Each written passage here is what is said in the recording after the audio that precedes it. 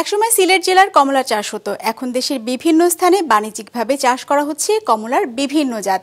ব্রাহ্মণবাড়িয়ার এক প্রবাসী ও ঠাকুরগাঁয়ের এক অবসরপ্রাপ্ত ব্যক্তি শখের বশে কমলা ও মাল্টা চাষ করে সফল হয় এখন বাণিজ্যিকভাবে আবাদ করছেন কমলার। ব্রাহ্মণবাড়িয়া ও ঠাকুরগাঁও প্রতিনিধিদের পাঠানো তথ্য ছবিতে desk report. Double million offer, Walton fridge কিনে পেতে পারেন 20 লক্ষ টাকা, রয়েছে কোটি কোটি টাকার নিশ্চিত উপহার।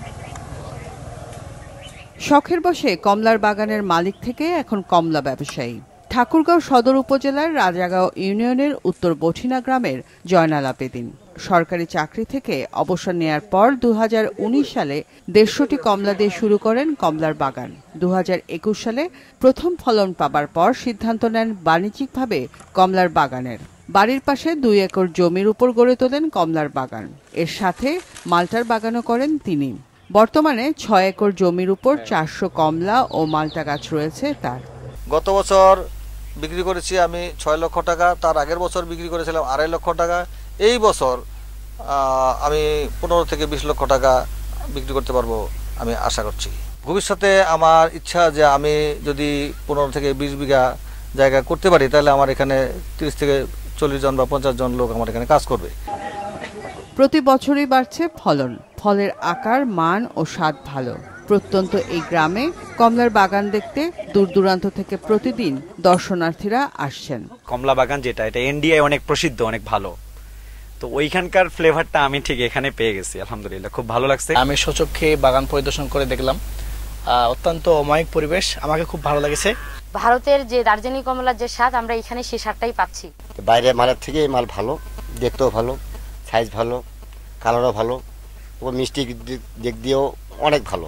চারা কোন জাতটা খুব ভালো, কতটুকু দূরে দূরে চারা রোপণ করতে হয়, ফলনটা কয় বছর পরে আসে, এই ধারণা নেওয়ার জন্য আমি আসছি। বাগানে এতই বেশি ফলন যে আমরা আসলে খুবই আনন্দিত। সব ধরনের সহযোগিতা করা হচ্ছে বলে জানায় কৃষি সম্প্রসারণ অধিদপ্তর। ফার্টিলাইজেশন, ইরিগেশন এবং সেখান থেকে আরো কলম করে চারার কোনো করা যায় কিনা, এই ভাবনাগুলো আমরা তাকে দিয়ে থাকি। একইভাবে কমলার আবাদ করে জীবনের মোড় ঘুরিয়েছে ব্রাহ্মণবাড়িয়ার বিজয়নগর উপজেলার দুলালপুর গ্রামের আলমগীর ভূঁইয়া। দীর্ঘ 17 বছর প্রবাস জীবন কাটিয়ে দেশে ফিরে 2019 সালে 2 বিঘা জমি 1 লাখ টাকা লিজ নিয়ে কমলার বাগান করেন।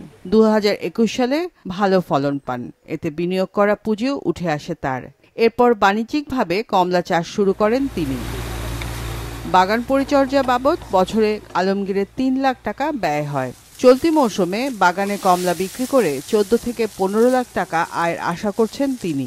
সবাই আমারে বলছে যে এটা হইব না, টক হইব, এটা হইব, অনেক কিছু অনেক লোকে বলছে।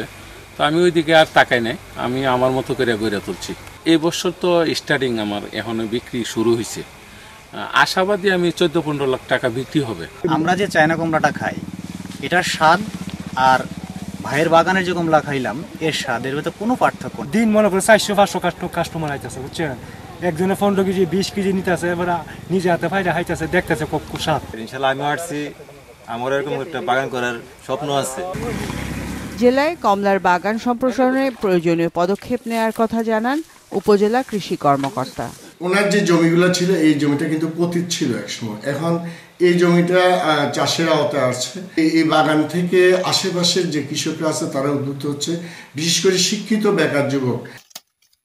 আলমগীর ভূঁইয়া বাগান থেকেই প্রতি কেজি কমলা বিক্রি করছেন 200 টাকা দরে। রওশন জাহান মিষ্টি, বিজনেস রিপোর্ট, মাছরাঙা টেলিভিশন।